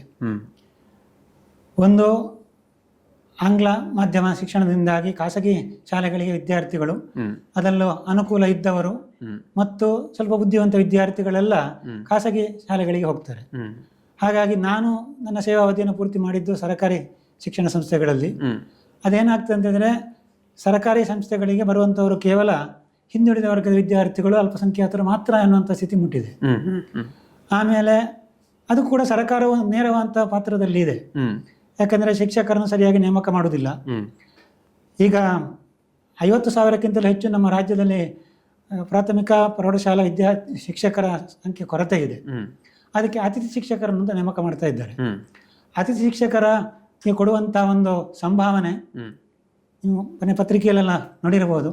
ಪ್ರಾಥಮಿಕ ಶಾಲಾ ಶಿಕ್ಷಕರಿಗೆ ತಿಂಗಳಿಗೆ 10,000 ಅಂತ. ಅದೇ ದಿನಗೂಲಿ ಸರ್ಕಾರವೇ ಕೊಡುವಂಥದ್ದು ಪ್ರತಿ ದಿವಸಕ್ಕೆ 353 ರೂಪಾಯಿನ ಆಗ್ತದೆ. ಆದರೆ ಒಬ್ಬ ಶಿಕ್ಷಕನಿಗೆ ಕೊಡುವಂಥದ್ದು ಕೇವಲ 333 ರೂಪಾಯಿ. ಹಾಗೆ ಪ್ರೌಢಶಾಲಾ ಶಿಕ್ಷಕರಿಗೆ 11,000 ರೂಪಾಯಿ, ಪದವಿ ಪೂರ್ವ ಕಾಲೇಜಿನ ಉಪನ್ಯಾಸಕರಿಗೆ, ಅತಿಥಿ ಉಪನ್ಯಾಸಕರಿಗೆ 12,000 ರೂಪಾಯಿ. ಈ ರೀತಿಯಲ್ಲಿ ಬಹಳ ಕಡಿಮೆ ಸಂಬಳಕ್ಕೆ ನಾವು ಶಿಕ್ಷಕರನ್ನು ದುಡಿಸುವುದಂತೇಳಿ ಆದರೆ ಸಹಜವಾಗಿ ಏನಾಗ್ತದೆ ಅಂತ ಹೇಳಿದ್ರೆ, ಶಿಕ್ಷಕ ವೃತ್ತಿಗೆ ಬರಲಿಕ್ಕೆ ಬುದ್ಧಿವಂತರು ಯಾರೂ ಕೂಡ ತಯಾರಾಗಿರುವುದಿಲ್ಲ. ಹಾಗಾಗಿ ಬುದ್ಧಿವಂತರೆಲ್ಲ ಇಂಜಿನಿಯರಿಂಗ್, ಮೆಡಿಕಲ್ ಇತ್ಯಾದಿ ಬೇರೆ ಬೇರೆ ಎಲ್ಲಿ ಹೆಚ್ಚಿನ ಒಂದು ಸೌಲಭ್ಯ ಸಿಗ್ತದೆ ಅಲ್ಲಿಗೆ ಹೋಗ್ತಾರೆ. ಆಗ ಸಹಜವಾಗಿಯೇ ಶಿಕ್ಷಕ ವೃತ್ತಿಗೆ ಬರುವಂಥವರು ಸಾಧಾರಣ ಗುಣಮಟ್ಟದವರಾಗಿರ್ತಾರೆ. ಒಂದು ದೇಶದ ಒಂದು ಗುಣಮಟ್ಟ ಚೆನ್ನಾಗಿರಬೇಕಿದ್ರೆ ಅಲ್ಲಿ ಶಿಕ್ಷಕರು ಚೆನ್ನಾಗಿರಬೇಕು ಅಂತ ಡಾಕ್ಟರ್ ರಾಧಾಕೃಷ್ಣನ್ ಕೂಡ ಹೇಳಿದರು. ಆದರೆ ಈಗ ಆಗ್ತಾ ಇಲ್ಲ ಹಾಗೆ.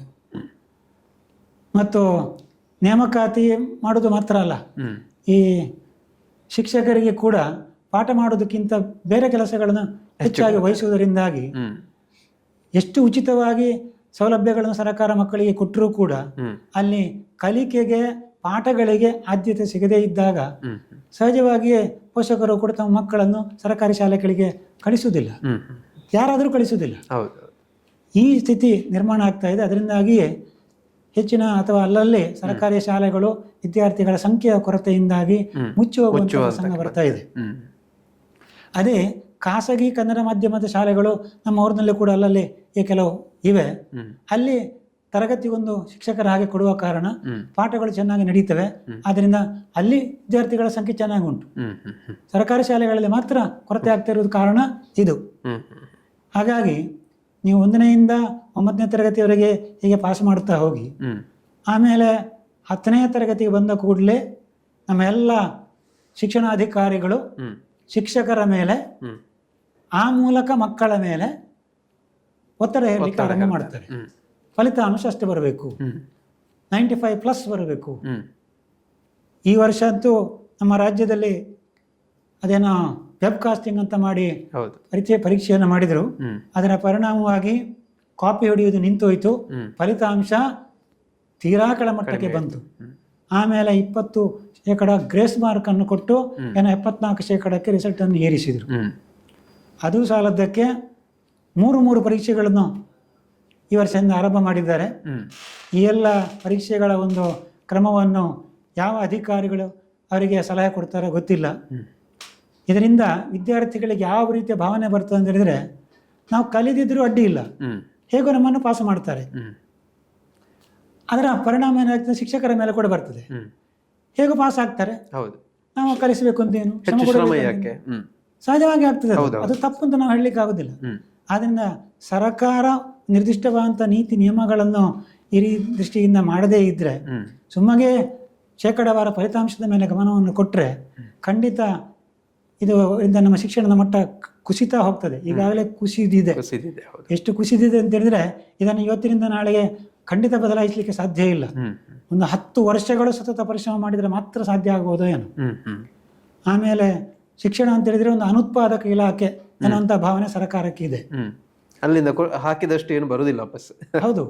ಏನಾಗಿದೆ ಅಂತ ಹೇಳಿದ್ರೆ ಕೇವಲ 3.5% ನಮ್ಮ ಬಜೆಟ್ನಲ್ಲಿ ಶಿಕ್ಷಣಕ್ಕೆ ಹಣವನ್ನು ಮೀಸಲಾಗಿಡ್ತಾರೆ. ನಮ್ಮ ಹೊಸ ಶಿಕ್ಷಣ ನೀತಿಯಲ್ಲಿ ಅದು 6%ಕ್ಕಾದರೂ ಏರಿಸಬೇಕು ಎನ್ನುವಂತಹ ಸಲಹೆಗಳಲ್ಲಿ ಇವೆ. ಆದರೆ ಕೇಂದ್ರ ಸರ್ಕಾರವು ಅದಕ್ಕೆ ಮನಸ್ಸು ಮಾಡೋದಿಲ್ಲ, ರಾಜ್ಯ ಸರ್ಕಾರಕ್ಕೆ ಅದಕ್ಕೆ ಕೊಡಲಿಕ್ಕೆ ಮನಸ್ಸಿಲ್ಲ. ಒಟ್ಟು ಈ ರೀತಿಯಿಂದಾಗಿ ಶಿಕ್ಷಣ ಕ್ಷೇತ್ರ ತೀರಾ ದುಸ್ಥಿತಿಯಲ್ಲಿ ಇದೆ ಅಂತ ಹೇಳೋದು ನಾವು ತುಂಬ ಬೇಸರದಿಂದಲೇ ಹೇಳಬೇಕಾಗ್ತದೆ. ಈಗ ಹೊಸ ರಾಷ್ಟ್ರೀಯ ಶಿಕ್ಷಣ ನೀತಿಯಿಂದಾಗಿ ಅದೇನಾದರೂ ಒಂದು ವೇಳೆ ಅನುಷ್ಠಾನಕ್ಕೆ ಬಂದರೆ ಬದಲಾವಣೆಗಳು ಬರ್ಬೋದು ಅಂತ ನಾವು ತಿಳ್ಕೊಳ್ತೀರಾ ಸರ್? ಬದಲಾವಣೆ ಅದರಲ್ಲೇ ಕೊಟ್ಟಿರುವಂಥ ಸಲಹೆಗಳೆಲ್ಲ ತುಂಬ ಚೆನ್ನಾಗಿವೆ. ಅನುಷ್ಠಾನದಲ್ಲಿ ಮಾತ್ರ ಈ ಆಡಳಿತದ ಈಗಿನ ಒಂದು ಕ್ರಮದಲ್ಲಿ ಏನಾಗ್ತಂದ್ರೆ ಅವೆಲ್ಲ ದಾಖಲೆಗಾಗಿ ಮಾತ್ರ ಸೀಮಿತ ಆಗ್ತಾ ಹೋಗ್ತವೆ. ಇದರಿಂದಾಗಿ ಬದಲಾವಣೆ ಆಗುವುದು ತುಂಬ ಕಷ್ಟ ಇದೆ. ನಾವು ಏನೋ ಧನಾತ್ಮಕವಾಗಿ ಯೋಚನೆ ಮಾಡ್ಬೋದಷ್ಟೇ, ಆದೀತು ಆಗಬೇಕು ಅಂತ ಹೇಳ್ಕೊಂಡು. ಅದೆಲ್ಲ ಆಗಬೇಕಿದ್ರೆ ಅದಕ್ಕೆ ತಕ್ಕಂಥ ಆರ್ಥಿಕ ಸಂಪನ್ಮೂಲವೂ ಬೇಕು ಮತ್ತು ಅಧಿಕಾರಿಗಳು ಆ ರೀತಿಯಲ್ಲಿ ಮನಸ್ಸು ಮಾಡಬೇಕು. ಮತ್ತು ನಾವು ಸರ್ಕಾರವನ್ನು ನಂಬಿಕೊಂಡು ಕೂತ್ರೆ ಆಗುವುದಿಲ್ಲ. ಯಾಕೆಂದರೆ ಅವರು 5 ವರ್ಷಕ್ಕೊಮ್ಮೆ ಬದಲಾವಣೆ ಆಗ್ತಾರೆ. ಒಂದು ಸರ್ಕಾರ ಹೋಗಿ ಇನ್ನೊಂದು ಸರ್ಕಾರ ಬರುವಾಗ ಅವರ ಚಿಂತನೆಗಳು, ಅವರ ಕ್ರಮ ನಿಯಮಗಳು ಎಲ್ಲ ಬದಲಾವಣೆ ಆಗ್ತಾ ಹೋಗ್ತದೆ. ಅದರಿಂದಾಗಿ ಈ ರೀತಿಯ ಬದಲಾವಣೆಗಳಾಗುವುದು ಕಷ್ಟ ಅಂತ ನನಗೆ ಅನಿಸ್ತದೆ. ಅಂದ್ರೆ ಶಿಕ್ಷಣ ಕ್ಷೇತ್ರವನ್ನು ಒಂದು ರೀತಿ ತಾವೇ ಹೇಳಿದ ರೀತಿಯಲ್ಲಿ ಸಪರೇಟ್ ಆಗಿ ಇಟ್ಕೊಳ್ಬೇಕು. ಅದು ಒಮ್ಮೆ ನಿಯಮ ರೂಪಿಸಿದ್ರೆ ಅದು ಅದರ ರೀತಿಯಲ್ಲಿ ಹೋಗ್ತಾ ಇರಬೇಕು. ಸರ್ಕಾರ ಬಂದಾಗ ಬದಲಾವಣೆ ಧೋರಣೆಗಳಿಗೆ ಒಳಗಾಗಬಾರ್ದು. ನಾವು ಪಠ್ಯಪುಸ್ತಕಗಳ ವಿಷಯದಲ್ಲ ನಡೆದಂತಹ ಚರ್ಚೆಗಳನ್ನೆಲ್ಲ ನೋಡಿದ್ದೇವೆ. ಅವೆಲ್ಲ ಬರೀ ಸಿದ್ಧಾಂತಕ್ಕೋಸ್ಕರ ನಮಗೆ ಚರ್ಚೆ ಜಗಳ ನಡೀತವೆ ವಿನಃ ಒಟ್ಟು ವ್ಯವಸ್ಥೆಯಲ್ಲಿ ಏನಾಗಿದೆ ಅಂದರೆ ಶಿಕ್ಷಕರು ಕೂಡ ಹಾಗೆ ನಮ್ಮ ಶಿಕ್ಷಕ ಸಂಘಟನೆಗಳಿವೆ. ಆ ಸಂಘಟನೆಗಳು ಏನು ಮಾಡ್ತವೆ ಅಂತ ಹೇಳಿದ್ರೆ ನಮಗೆ ವೇತನ ತಾರತಮ್ಯ ಆಗಿದೆ, ಅದನ್ನು ಪರಿಹರಿಸಿ ಈ ರೀತಿಯ ಹೋರಾಟಗಳಿಗೆ ಇಳಿತಾರೆ ವಿನಃ ಅವರು ಯಾವತ್ತೂ ಕೂಡ ಶಿಕ್ಷಣದ ಸುಧಾರಣೆಯ ಬಗ್ಗೆ ಮಾತನಾಡುವಂಥದ್ದು ನಾವು ಕಂಡು ಬರುವುದಿಲ್ಲ. ನನಗಂತೂ ಆ ಬಗ್ಗೆ ಒಂದು ರೀತಿ ಜಿಗುಪ್ಸೆ ಬಂದು ಹೋಗಿದೆ. ನಾವು ಅದರ ಬಗ್ಗೆ ಮಾತನಾಡಿ ಪ್ರಯೋಜನವಿಲ್ಲ. ಯಾರು ಅದರ ಬಗ್ಗೆ ಸ್ಪಂದಿಸುವವರೇ ಇಲ್ಲ. ಅವರೆಲ್ಲ ಸಂಘಟನೆ ಕಟ್ಟಿಕೊಂಡು ಹೋರಾಟಕ್ಕೆ ಬೇಕಾದ್ರೆ ಹೋಗ್ತಾರೆ, ಆದರೆ ಈ ಬಗ್ಗೆ ಮಾತನಾಡಲಿಕ್ಕೆ ಹೋಗುವುದೇ ಇಲ್ಲ. ಅದೇ ದೊಡ್ಡ ಸಮಸ್ಯೆ ಆಗಿದೆ. ಶಿಕ್ಷಣದ ಜೊತೆಗೆ ತಾವು ತಿಳ್ಕೊಂಡ ಹಾಗೆ ಸಮಾಜವನ್ನು ಒಂದು ರೀತಿ ಆರೋಗ್ಯಪೂರ್ಣವಾಗಿ ಬೆಳೆಸಬೇಕಾದ್ರೆ ತಾವು ಕೂಡ ವಿಶೇಷವಾಗಿ ಗಾಂಧಿ ತತ್ವದ ಕಡೆಗೆ ಒಲವನ್ನು ತೋರಿಸಿಕೊಂಡವರು, ಅದರಲ್ಲಿ ತೊಡಗಿಸಿಕೊಂಡವರು. ಯಾಕೆ ತಾವು ಗಾಂಧಿ ತತ್ವದ ಕಡೆಗೆ ಒಲವು ಮಾಡಿಕೊಡ್ರಿ ಅಂತ? ಶಿಕ್ಷಣ ಅಂದರೆ ನೈತಿಕತೆ, ಸಚ್ಚಾರಿತ್ರ್ಯ, ಅದನ್ನು ಬೆಳೆಸಬೇಕಿದ್ರೆ ಇವತ್ತಿನ ಶಿಕ್ಷಣದಲ್ಲಿ ಹಿಂದೆ ಇದ್ದ ಹಾಗೆ ನೈತಿಕ ಪಾಠಗಳಂತೂ ಇಲ್ಲ. ಆದರೆ ನಮ್ಮ ಶಿಕ್ಷಣ ತತ್ವಗಳು ಏನು ಹೇಳ್ತೇವೆ ಅಂತಂದರೆ ಪಾಠಗಳ ಜೊತೆಗೆ ಆ ತತ್ವಗಳನ್ನು ಅಥವಾ ಏನು ನೈತಿಕತೆ ಇದೆ ಅದನ್ನು ಬೆಳೆಸಬೇಕು ಅಂತ. ಅದು ಸರಿ ಇರ್ಬೋದು, ಆದರೆ ಅದಾಗ್ತಾ ಇಲ್ಲ.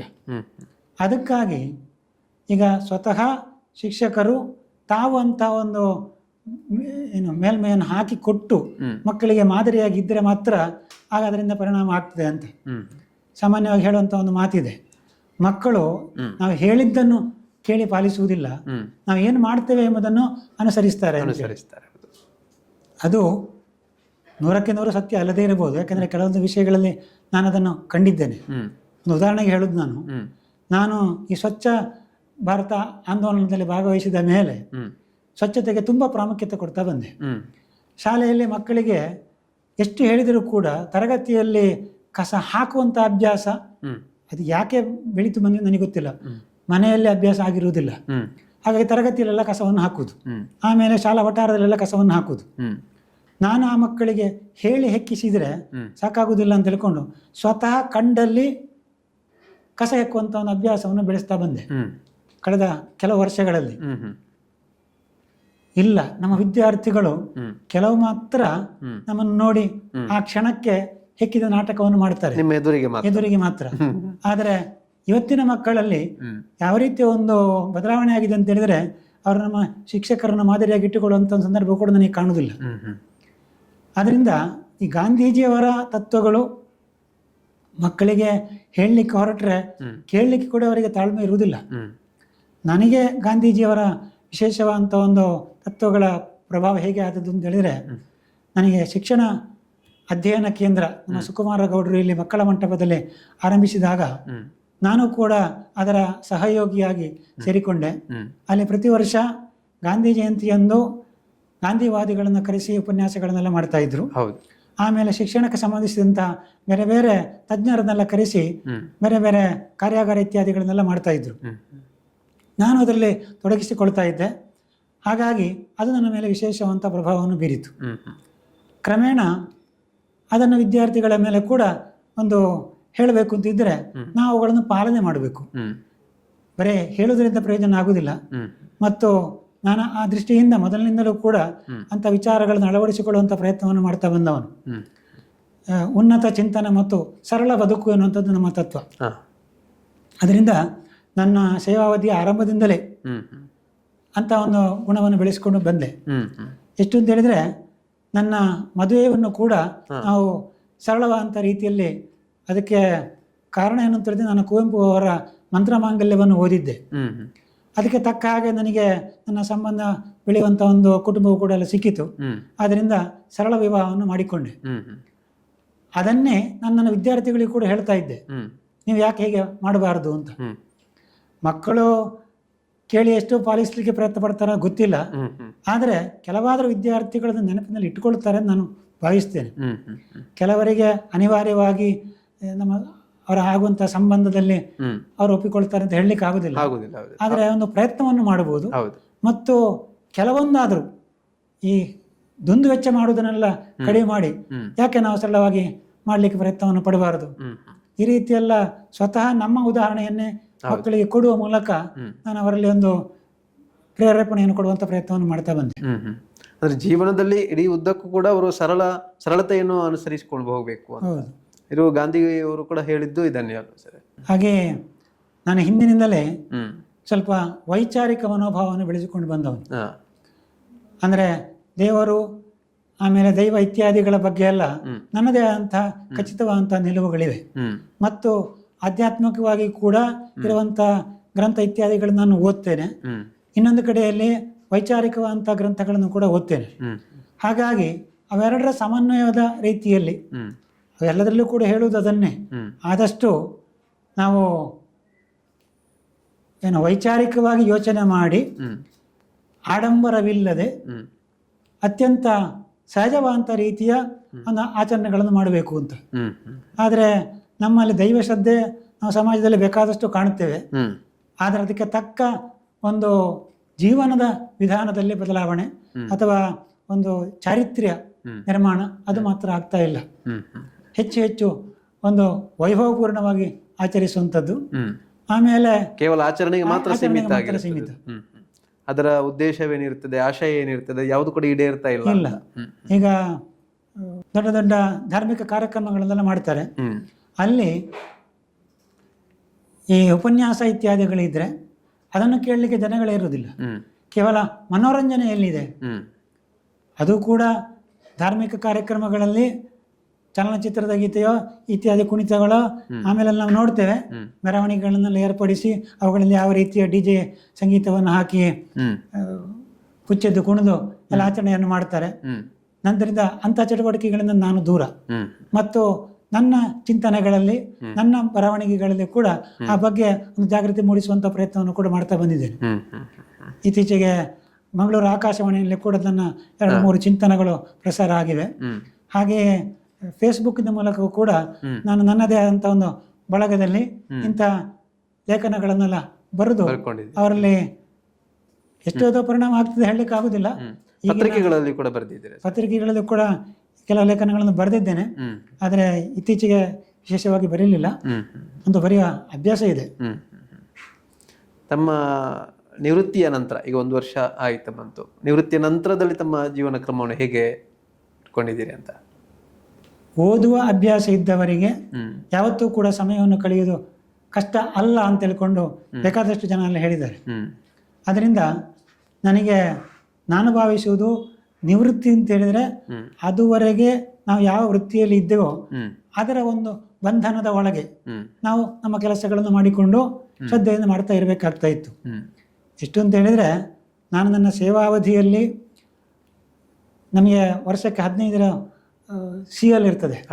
ಅದನ್ನು ಕೂಡ ನಾನು ಅತಿ ಅನಿವಾರ್ಯ ಆದರೆ ಮಾತ್ರ 1-2 ಮಾತ್ರ ಹಾಕ್ತಾ ಇದ್ದೆ. ಅದಕ್ಕೆ ತಕ್ಕ ಹಾಗೆ ನನ್ನ ಆರೋಗ್ಯವು ಕೂಡ ನನಗೆ ಸಹಕರಿಸಿತು. ಆದ್ದರಿಂದ ಕೆಲವು ವರ್ಷ ನಾನು ಅದನ್ನು ಕೂಡ ಹಾಕದೆ ಕೆಲಸವನ್ನು ಮಾಡ್ತಾ ಇದ್ದೆ. ಕಾರಣ ಏನು ಅಂತ ಹೇಳಿದರೆ, ಶಿಕ್ಷಕರಿಗೆ ಸಾಕಷ್ಟು ರಜೆಗಳು ಇರ್ತದೆ. ಆಮೇಲೆ ಬೇರೆ ಬೇರೆ ಮಳೆಯೋ ಇತ್ಯಾದಿ ಬೇರೆ ತೊಂದರೆಗಳಿಗೆಲ್ಲ ರಜೆಗಳು ಬಂದಾಗ ನಮ್ಮ ಪಾಠಗಳು ಹಿಂದೆ ಉಳಿತದೆ. ಆಮೇಲೆ ನಾವು ರಜೆಯನ್ನು ಮಾಡಿ ವಿದ್ಯಾರ್ಥಿಗಳಿಗೆ ಮತ್ತೆ ಸ್ಪೆಷಲ್ ಕ್ಲಾಸ್ ಮಾಡಿ ಪಾಠವನ್ನು ಮಾಡುವುದಕ್ಕಿಂತ ನಾವು ನಮ್ಮ ಕರ್ತವ್ಯವನ್ನು ಶ್ರದ್ಧೆಯಿಂದ ಮಾಡೋದು ಒಳ್ಳೆಯದು ಅಂತ ಈ ರೀತಿಯಲ್ಲಿ ಕರ್ತವ್ಯ ಶ್ರದ್ಧೆಯಿಂದ ಕೆಲಸವನ್ನು ಮಾಡ್ತಾ ಬಂದಿದ್ದೇನೆ. ಈಗ ನಿವೃತ್ತಿ ಆದ ಮೇಲೆ ನಮ್ಮ ಸ್ವಂತ ಆಸಕ್ತಿಯ ವಿಷಯಗಳಲ್ಲಿ ನಮ್ಮನ್ನು ಪೂರ್ತಿಯಾಗಿ ತೊಡಗಿಸಿಕೊಳ್ಳಲಿಕ್ಕೆ ನಮಗೆ ಸ್ವಾತಂತ್ರ್ಯ ಸಿಕ್ಕಿದ ಹಾಗೆ ಆಗ್ತದೆ ಅಂತ. ಅದರಿಂದ ನಿವೃತ್ತಿ ಅಂತ ಹೇಳೋದನ್ನು ಖಂಡಿತ ನಾವು ಬೇಸರ ಪಡುವಂತ ಅಗತ್ಯ ಇಲ್ಲ. ನಮ್ಮ ಆಸಕ್ತಿಯ ಕ್ಷೇತ್ರಗಳಲ್ಲಿ ನಾವು ಹೆಚ್ಚು ಹೆಚ್ಚು ತೊಡಗಿಸಿಕೊಳ್ಳಿಕ್ಕೆ ಆಗ್ತದೆ. ಕೌಟುಂಬಿಕವಾಗಿ ಕೃಷಿಯಲ್ಲಿ ತೊಡಗಿಸಿಕೊಂಡಿದ್ದೀರಾ? ಕೃಷಿ ಇದೆಯಾ? ಸದ್ಯಕ್ಕೆ ನನಗೆ ಈಗ ಕೃಷಿ ಅಂತ ಏನು ಇಲ್ಲ. ಆದರೆ ಮುಂದಕ್ಕೆ ಒಂದು ಸ್ವಲ್ಪ ಮಟ್ಟಿನ ಅಂದ್ರೆ ದೊಡ್ಡ ಕೃಷಿ ಏನಲ್ಲ, ಮಾಡುವ ಆಲೋಚನೆ ಇದೆ. ಮನೆ ಹತ್ರದಲ್ಲಿ ಒಂದು ಸ್ವಲ್ಪ ಜಾಗೆಯನ್ನು ನೋಡ್ತಾ ಇದ್ದೇವೆ. ಅಂದ್ರೆ ಕೆಲವು ಹೆಚ್ಚು ಈಗ ಉದ್ಯೋಗದಲ್ಲಿ ಇದ್ದವರೆಲ್ಲ ಅವ್ರು ನಿವೃತ್ತಿ ಆದ ನಂತರ ಕೃಷಿ ಮಾಡಬೇಕು ಅಂತ ಅಂದ್ರೆ ಅವರಿಗೆ ಏನಾದ್ರೂ ಒಂದು ಚಟುವಟಿಕೆಯಲ್ಲಿ ತೊಡಗಿಸ್ತಾ ಇರಬೇಕಾಗ್ತದೆ. ಹಾಗಾಗಿ ಹೌದು, ನನಗೆ ಕೂಡ ದೈಹಿಕವಾಗಿ ಕೆಲಸ ಮಾಡುವಂತ ಗಾಂಧಿ ತತ್ವವು ಕೂಡ ಅದನ್ನೇ ಹೇಳ್ತದೆ. ಹೌದು, ಕನಿಷ್ಠ ದಿವಸಕ್ಕೆ 1 ಗಂಟೆ ಆದರೂ ಶ್ರಮದ ಕೆಲಸವನ್ನು ಮಾಡಬೇಕು ಅಂತ. ನಾನು ಈಗಲೂ ಆ ಒಂದು ಗುಣವನ್ನು ಬೆಳೆಸಿಕೊಂಡು ಹೋಗ್ತಾ ಇರ್ತೇನೆ. ಅದು ಹೇಗೆ ಅಂದ್ರೆ, ಒಂದು ರೀತಿಯಲ್ಲಿ ನಮ್ಮ ಮನೆಗೆ ಹೋಗುವಂತಹ ರಸ್ತೆ ಇತ್ಯಾದಿಗಳನ್ನೆಲ್ಲ ಸ್ವಚ್ಛವಾಗಿಟ್ಟುಕೊಳ್ಳುವುದು ಅಥವಾ ಅಲ್ಲಿರುವಂತಹ ಕಾಡು ಬಲ್ಲ ಇತ್ಯಾದಿಗಳನ್ನೆಲ್ಲ ತೆಗೆಯುವಂಥದ್ದು, ಇಂಥ ಕೆಲಸಗಳನ್ನೆಲ್ಲ ಮಾಡ್ತಾ ಇರ್ತೇನೆ. ಹೀಗೆ ದೈಹಿಕವಾಗಿ ನಾವು ಆರೋಗ್ಯದಾಯಕವಾಗಿ ಇರ್ಲಿಕ್ಕೂ ಕೂಡ ಅದು ಸಹಾಯ ಆಗ್ತದೆ. ನಮ್ಮ ಆರೋಗ್ಯವನ್ನು ಕೂಡ ಕಾಪಾಡಿಕೊಳ್ಳಿಕ್ಕೆ ಅನುಕೂಲ ಆಗ್ತದೆ. ಕೌಟುಂಬಿಕವಾಗಿ ತಮ್ಮ ಮನೆಯವರ ಬಗ್ಗೆ ಪರಿಚಯ ಮಾಡೋದಾದ್ರೆ, ನನ್ನ ಪತ್ನಿ ಗೃಹಿಣಿ, ಮಗ ಒಬ್ಬನೇ. ಅವನು ಇಂಜಿನಿಯರ್ ಆಗಿ ಈಗ ಬೆಂಗಳೂರಿನಲ್ಲಿ ಉದ್ಯೋಗದಲ್ಲಿದ್ದಾನೆ. ನನಗೆ ವಿವಾಹ ಕೂಡ ಆಗಿ ಪತ್ನಿಯು ಕೂಡ ಒಂದು ಬ್ಯಾಂಕಿನಲ್ಲಿ ಉದ್ಯೋಗಿಯಾಗಿ ಕೆಲಸವನ್ನು ಮಾಡ್ತಾ ಇದ್ದಾಳೆ. ಸರ್, ಸಾಹಿತ್ಯ ಕ್ಷೇತ್ರದಲ್ಲಿ ತಮ್ಮ ಈವರೆಗಿನ ಪಯಣ ಮತ್ತು ಮುಂದಿನ ಪಯಣ ಹೇಗಿರ್ತದೆ ಅಂತ? ನಾನು ಭಾಷಾ ಅಧ್ಯಾಪಕನಾಗಿ ಸಹಜವಾಗಿ ನನಗೆ ಸಾಹಿತ್ಯದ ಮೇಲೆ ಪ್ರೀತಿ ಅಭಿಮಾನ ಇರ್ತದೆ. ಹಾಗಾಗಿ ಕನ್ನಡದ ಪ್ರಸಿದ್ಧ ಲೇಖಕರನ್ನೆಲ್ಲ ನಾನು ಸಾಕಷ್ಟು ಅಂತ ಹೇಳೋದಲ್ಲದಿದ್ದರೂ ತಕ್ಕ ಮಟ್ಟಿಗೆ ಓದಿಕೊಂಡಿದ್ದೇನೆ. ಇದರಿಂದಾಗಿ ನಮಗೆ ಪಾಠ ಮಾಡುವಾಗಲೂ ಕೂಡ ವಿದ್ಯಾರ್ಥಿಗಳಿಗೆ ಅವರ ವಿಚಾರಗಳನ್ನು ಹೇಳಲಿಕ್ಕೆಲ್ಲ ಸಹಾಯ ಆಗ್ತದೆ.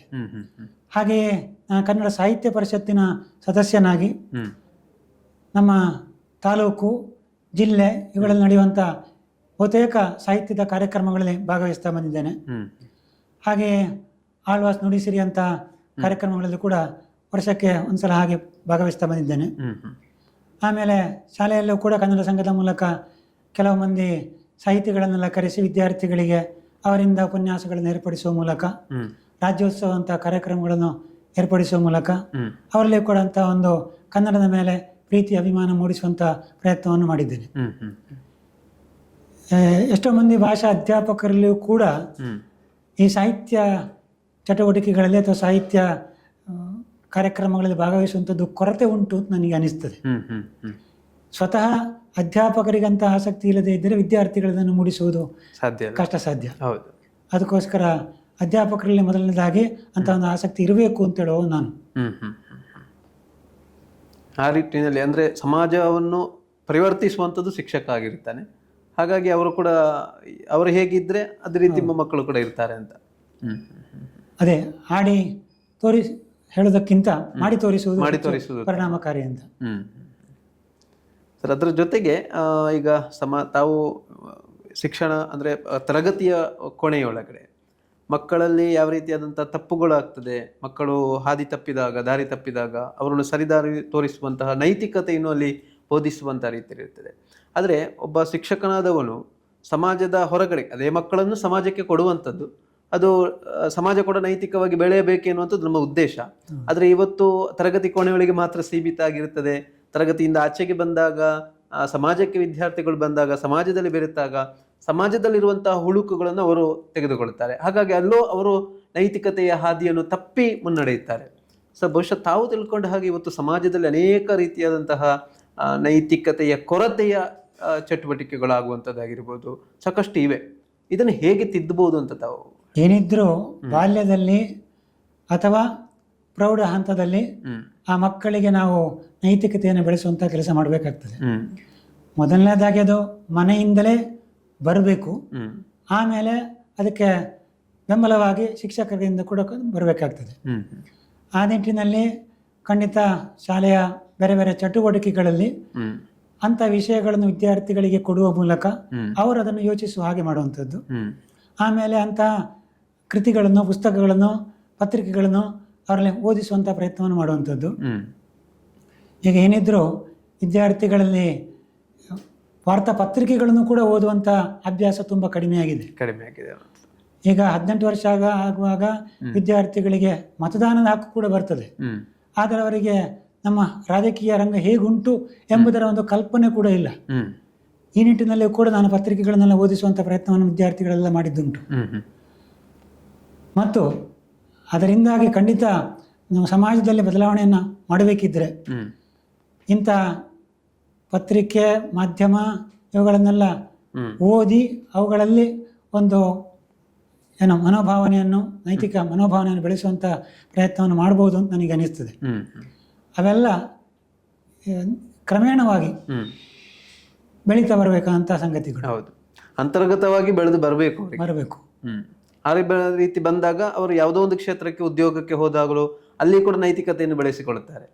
ಇಲ್ಲಾಂದ್ರೆ ಇವತ್ತು ಎಷ್ಟೋ ನಮಗೆ ಸಮಾಜದಲ್ಲಿ ಸಾಮಾನ್ಯವಾಗಿ ಭ್ರಷ್ಟಾಚಾರ ಆಗಿರ್ಬೋದು, ಅನೈತಿಕತೆ ಆಗಿರ್ಬೋದು, ತುಂಬಾ ಅನಾಚಾರಗಳಾಗುವಂಥದ್ದು ಸಾಕಷ್ಟು ಇದೆ. ಯಾವುದೇ ಒಂದು ಸಮಾಜದ ಹುದ್ದೆಯಲ್ಲಿರುವವನು ಕೂಡ ಇದಕ್ಕೆ ಒಳಗಾಗುವವನಿದ್ದಾನೆ. ಹಾಗಾಗಿ ತಾವು ಹೇಳೋದು ಆ ಒಂದು ಹಂತದಲ್ಲಿ ಅವರು ನೈತಿಕತೆಯನ್ನು ಬೆಳೆಸಿಕೊಳ್ಳಬೇಕು ಅಂತ. ಹೌದು, ನಾನು ವಿದ್ಯಾರ್ಥಿಗಳಿಗೆ ಅದನ್ನು ಕೂಡ ಹೇಳ್ತಾ ಇದ್ದೆ.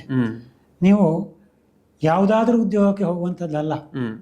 ಅಂದರೆ ಕೆಲವು ಸಮಾಜದಲ್ಲಿ ಕಾನೂನು ಪ್ರಕಾರ ಸರಿ ಇರಬಹುದು, ಆದರೆ ಅವುಗಳು ನೈತಿಕ ಅಲ್ಲ. ಉದಾಹರಣೆಗೆ ಕುಡಿತ, ಅದಕ್ಕೆ ಪ್ರೇರೇಪಿಸುವಂಥ ಉದ್ಯೋಗಗಳು ಏನೇ ಇರ್ಬೋದು, ಅದನ್ನು ನಾನು ಅನೈತಿಕ ಅಂತಲೇ ಹೇಳ್ತೇನೆ. ಗಾಂಧೀಜಿಯವರು ಹೇಳಿದ್ದು ಅದನ್ನೇ.